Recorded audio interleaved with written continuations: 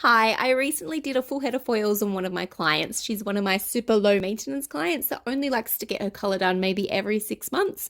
So what I do is I do a full head of foils, do them really, really fine. This way she does get a lot more longevity out of it. I did this time do a couple of chunkier ones on top just to give it a little bit more texture. I did video it with the intent of using it as a full tutorial, but my video camera was really, really fuzzy. So I thought I would take some snippets out of it just to show how I would fold my foils. And I find this way it prevents any bleach bleeding. You want your sections to be nice and neat, and you also want to have control over your sections. So keeping your grip nice and firm. I also find I don't put my bleach directly to the scalp first.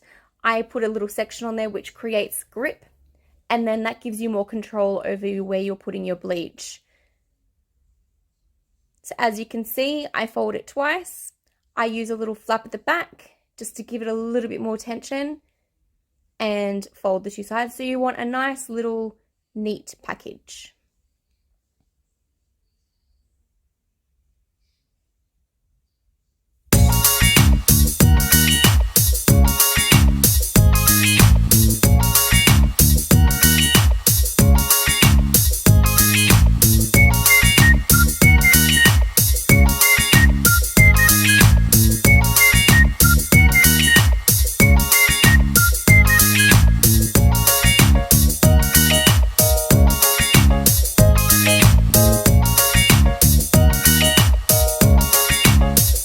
If this is the type of content you'd love to see, please subscribe. Thanks, guys.